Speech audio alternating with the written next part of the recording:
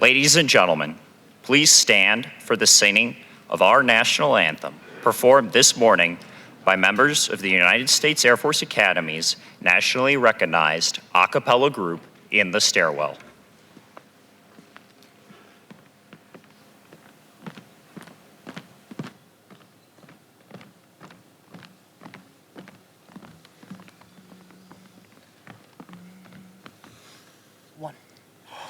Oh, say, can you see by the dawn's early light what so proudly we hailed at the twilight's last gleaming, whose broad stripes and bright stars through the perilous fight o'er the ramparts we watched were so gallantly streaming, and the rocket's red glare, the bombs bursting in air, gave proof through the night that our flag was still there. Oh, say, does that star-spangled banner yet wave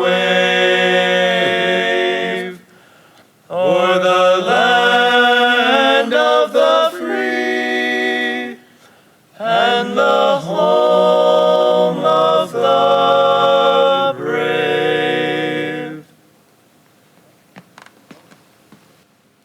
Please be seated.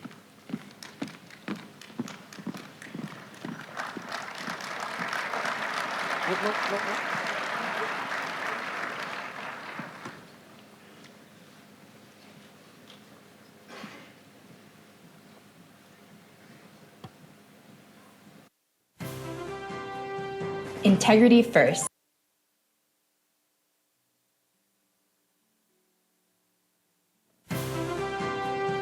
Integrity first, service before self, and excellence in all we do.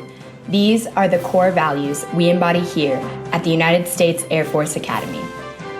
We have answered our nation's call and are here to become men, women, and officers of character, motivated to lead in the United States Air Force in service to our nation. In just a matter of years, we will commission into the world's greatest Air Force, in charge of leading and guiding over 318,000 airmen from all walks of life. For 25 years now, distinguished scholars, world-class athletes, corporate executives, and military heroes from around the country have come together in one of the nation's largest character and leadership symposiums. In a feat not replicated in this capacity at any other academic institution, we take pride in this tradition and host countless distinguished guests. Throughout the 25-year history that NCLS has had, every year it seems to push the boundaries on new topics, new areas of leadership, and gives us something more to think about when it comes to human dignity, the value of life, and really what our role in that is future leaders in the Air Force. When you think back to the hundreds of thousands of people who have been impacted by NCLS over the years, whether they're cadets, instructors, faculty, coaches, everybody who's been a part of the NCLS experience over 25 years have left growing, maybe challenged, and maybe reinvigorated. Every year I look forward to getting together with the cadets and the faculty and staff to hear some of these national and international caliber speakers to talk to us about their stories and their experiences. And I'm really awestruck by the stories that they have. And I'm just amazed at how much I take personally. It's an opportunity for me not only to hear their stories, but to reflect on my own personal experiences and really mesh those two things together so that I can grow as a leader, just as we're asking the cadets to grow as well. To enhance your NCLS experience, please download our mobile app. Connect with us through social media and share your stories using hashtag #LifeWithEthics and hashtag NCLS 2018. We invite you to step back, look forward, and engage in the rich dialogue that awaits you. Ladies and gentlemen, welcome to the 25th anniversary of the National Character and Leadership Symposium here at the United States Air Force Academy.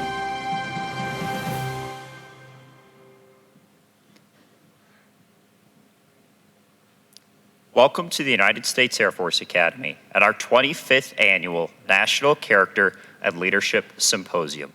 I am Cadet First Class Ethan Young, the cadet in charge of this year's symposium, and your MC for this morning's opening ceremony.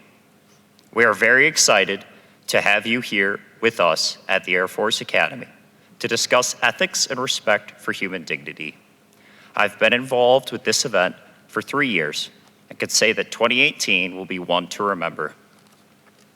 As the cadet in charge, I have had the opportunity to engage with faculty and speakers throughout the planning process, and I think you will enjoy the unique group of leaders who truly challenge the norm. This institution embraces the opportunity to unite leaders from diverse backgrounds to discuss challenging topics with students, faculty, and community members. We will listen to incredible stories about personal failure and triumph, overcoming adversity and breaking down barriers. The speakers here today will share their experiences and challenge your perceptions about protecting human dignity and fostering a culture of respect. During the next 2 days, we encourage you to engage in reflection and open conversation that stretch your thinking. My experiences planning NCLS have been extremely rewarding, but I also know we can't do this alone. Please join me as we thank those who've given so much to help make NCLS successful year after year. Our flagship supporter, the United States Air Force Academy Class of 73, the Class of 59, the Class of 74, the Association of Graduates, and the United States Air Force Academy Endowment. Without their generosity, this event would not be possible.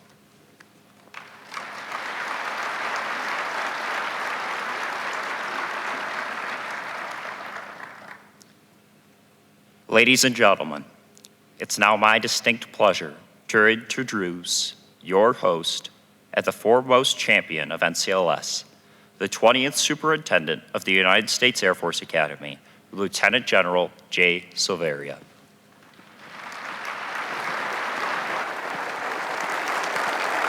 Hey, thank you. Good morning. Ladies and gentlemen, that's the Commandant who was hiding backstage. Yeah. Good morning, everyone.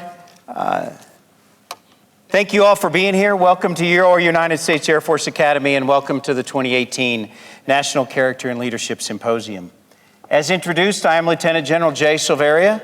I'm the 20th Superintendent of your United States Air Force Academy, and it's a great honor for me to be here this morning and a great honor to kick off this event.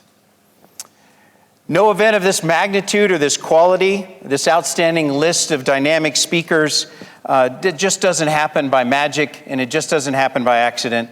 I know we thanked a number of the people that brought this together, but let me add some thanks to the Center for Character Leadership and Development for their dedication over the last months of putting this together. And a special thanks to all of the faculty and the cadets and the staff that put the countless hours in to making this event happen. All of those across the Academy are stronger for this event, so thank you very much. Also visiting us for this symposium for the next 2 days, we have over 100 universities, colleges, military bases, and ROTC detachments represented. There's also 1,000 members of the local community, friends, partners outside USAFA that are here and will be joining us over the next 2 days. And for the first time ever, we're live streaming this event. So welcome to everybody out there who's watching from their kitchen, sipping their coffee in their sweatpants or whatever doing this morning. So welcome and thank you for joining us today. I've been looking forward to this for quite some time. This is my first NCLS. It's not just my first NCLS as a superintendent, this is my first NCLS. So I graduated from here in 1985, and we did not have a symposium like this. This started in 1993, 25 years ago. And I returned 33 years later after graduating, and this is my first time being stationed since I was a cadet. And I'm often asked, what has changed from the 80s to today? Well, this symposium is one of those things that has changed. We should be proud of an institution that brings collection of these kind of speakers together to take on these topics. And we should be proud of our institution that we continue to expand and take on these topics as we're going to do over the next 2 days. NCLS is a reflection of the growth of our academy, expanding and evolving over the years to address some of the most pressing issues at our academy, in our military, and in our society.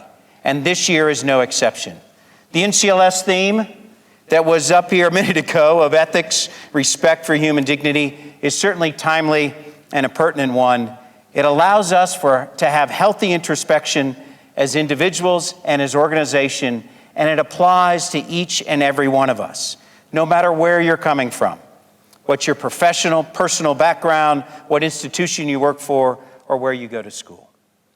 Across our nation, there are a number of ongoing dialogues that are wrestling with many of these difficult topics that we're going to take on today and tomorrow. And this symposium is our opportunity to take part in those discussions, to discuss those topics freely, openly, and respectfully. We're proud to be joined this year by renowned scholars, military leaders, veterans, corporate executives, humanitarians, activists, filmmakers, authors, and from last night, professional athletes. Some of our speakers are even 2 or 3 of those categories. It's an impressive slate of speakers, diverse background, diverse experiences, and diverse perspectives. Some of their stories will inspire and encourage you. But I do need to prepare you that others will shock you, sadden you, and some may anger you. Some will also certainly make you uncomfortable, and all of those are what we expect. Each of those reactions are important to us in our development as leaders. Their diverse backgrounds and perspectives are important to us in the dialogue.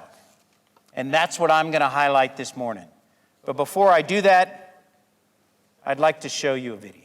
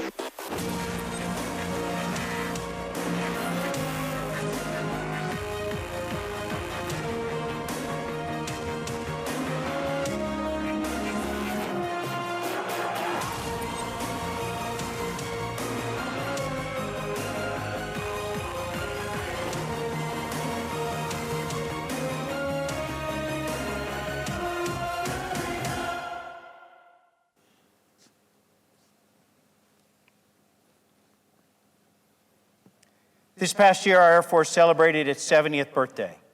And that video covered those 70 years in roughly 60 seconds. The class of 2018 will be our 60th graduating class.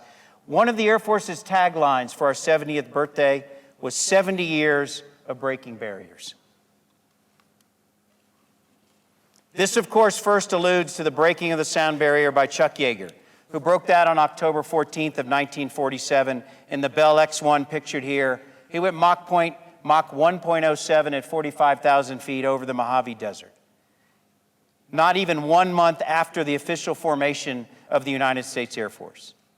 But as you saw in that video, over the past 70 years, our Air Force has broken a number of important barriers, and those have not just been limited to the milestones of flight and technology. There have also been milestones of incredible importance to the progress of our diverse society as one that values the strength of inclusion, breaking social barriers that enable us to become an even more effective fighting force, breaking those barriers that makes us capable and makes us lethal, a stronger group of warriors.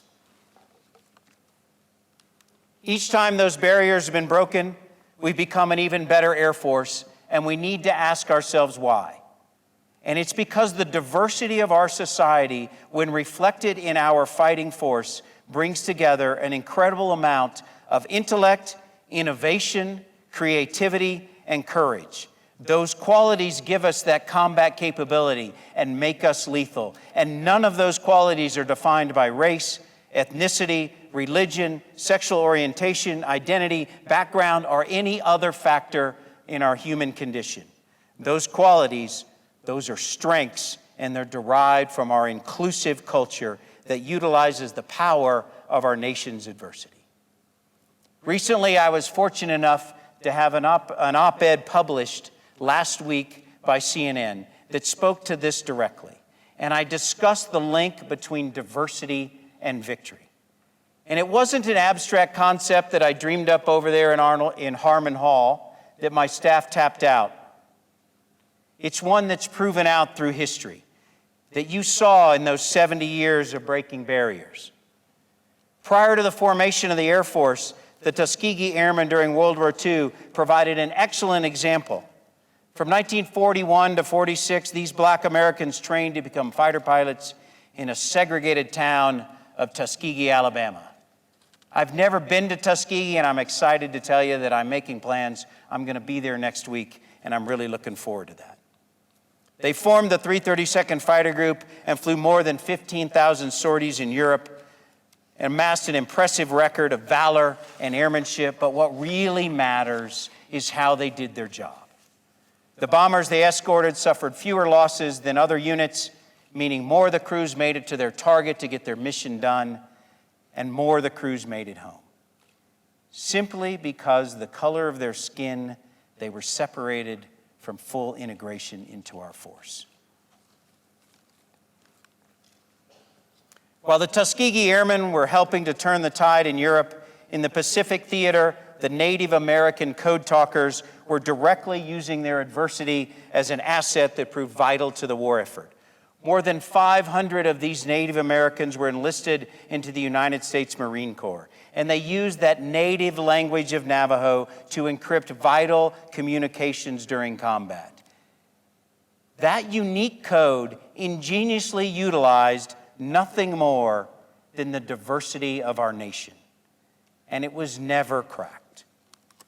Women also played a vital role in our military before, during, and after World War II, though limited by the sexism of the times and banned from duty in the front lines. More than 1,000 of these women Air Force service pilots, the WASP, were stationed at 122 bases across the U.S. They flew more than 60 million miles, and 38 of them made the ultimate sacrifice and were killed during the war. In the years since World War II, time and again, we've seen utilization and acceptance of the full spectrum of our humanity become an asset, become a strength, and become a force multiplier. And during an era when many gay Americans kept their orientation secret at the risk of severe personal and professional consequences, Tech Sergeant Leonard Levitch appeared in uniform on the cover of Time magazine with the headline banner, "I am a homosexual."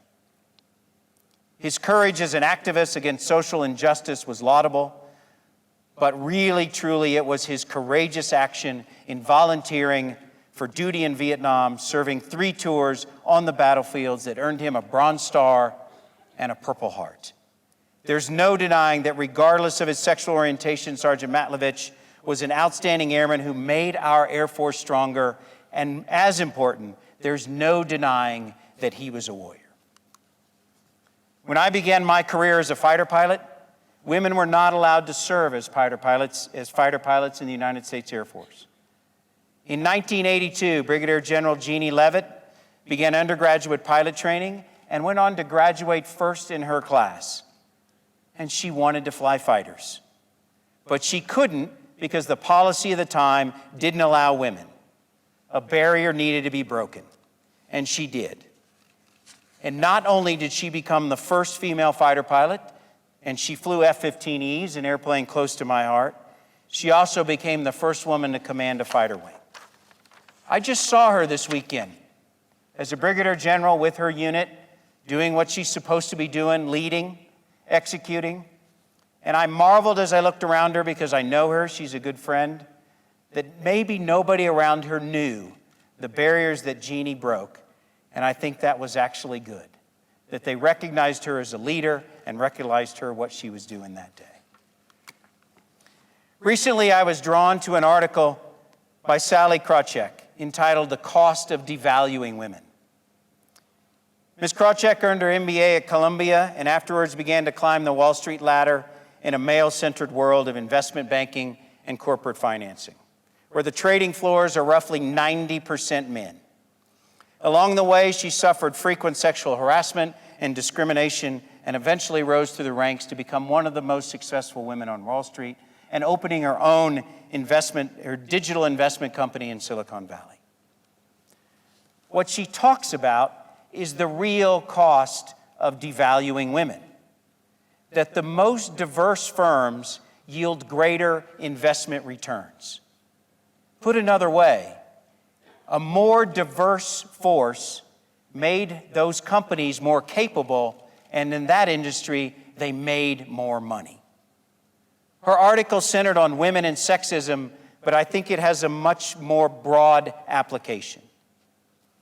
Issues such as racism, discrimination, sexual assault, sexual harassment, hazing, other behavior that lacks the type of dignity and respect that all people deserve is in the way of us becoming a more effective fighting force. As she points out in sexism and the devaluing of women, it applies in all of those other categories. That talent is ignored, ideas are discounted. The purpose of the United States Air Force and its mission is to fly, fight, and win in airspace and cyberspace. We're meant to be a lethal fighting force capable of coming together and taking on a common goal against any enemy. We cannot afford to discount any ideas or ignore any talent.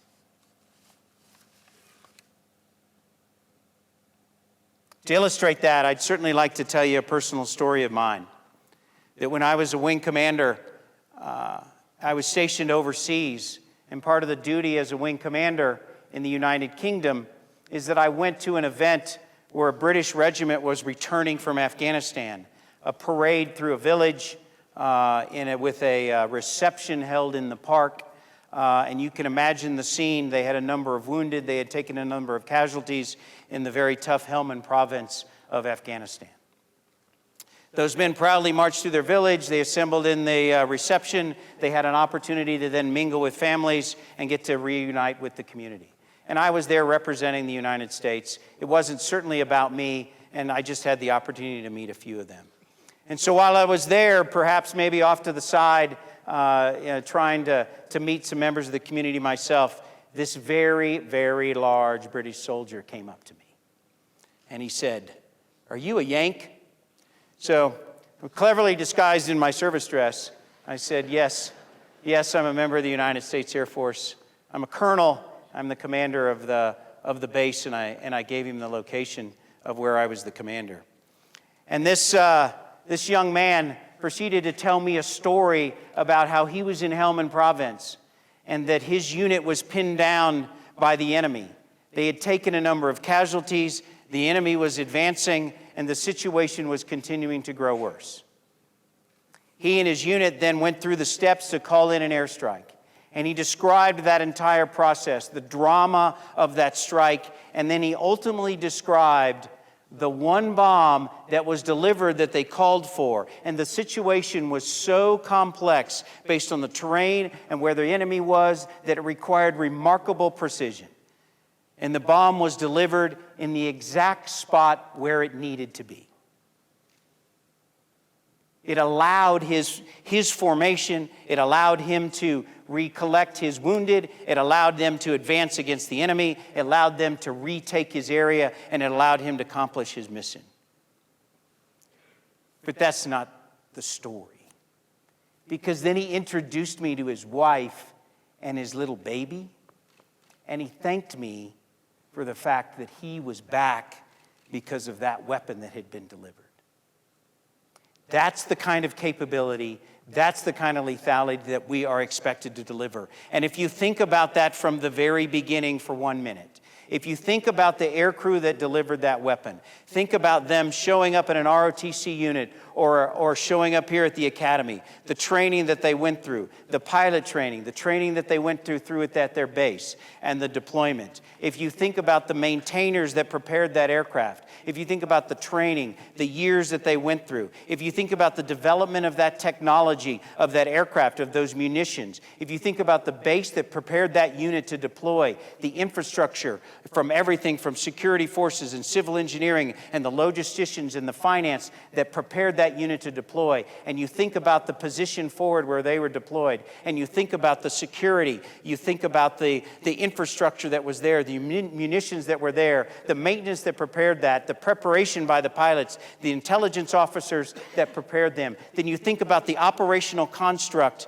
the operational control from the Air Operations Center, the Airborne Warning and Control System, the AWACS that was airborne. You think about the air refueling tankers. You think about that choreography. You think about that information that had to flow. You think about all of that had to get through from that soldier on that ground, through that aircraft, through to that air crew, through to that bomb. All of that technology had to work for that bomb to be delivered at that location. It's unbelievable.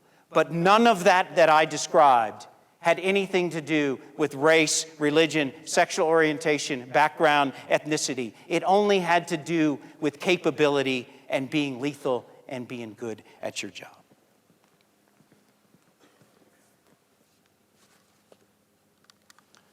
Ladies and gentlemen, I recently returned from being part of the air component in the Middle East fighting ISIS. And that's the prism that I view this through. That we needed all ideas and all talent when I was there to take on a tough enemy in a complex environment. We could not afford to discount, diminish, or disregard any of that talent. And so I think the challenge for us over the next 2 days is to think about what stands in our way. Here at NCLS this year, I think we're going to hear a bit about breaking barriers. And I hope we take some steps in the right direction. And I hope we continue to ask those questions about what's in our way. Our lineup of speakers this year is uniquely composed to help facilitate the sort of difficult and productive discussions our airmen deserve and that we should all be having. I challenge you to ask those questions about what stands in our way. You should challenge the speakers and challenge those ideas. You should ask those questions. What's the meaning of the principles that we are trying to represent? You should challenge those around you. You should ask those questions. You should try to define those values that we're trying to represent and try to define what stands in our way. And ladies and gentlemen, one last challenge that I think is most important over the next 2 days is that you should challenge yourself. Thank you very much.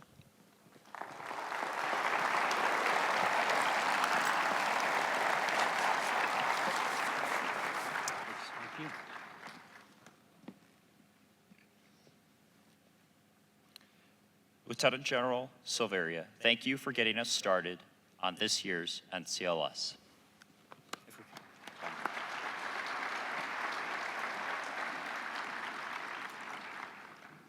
I encourage you to hear the calls to strengthen and challenge yourself over the next 2 days and to respond in action.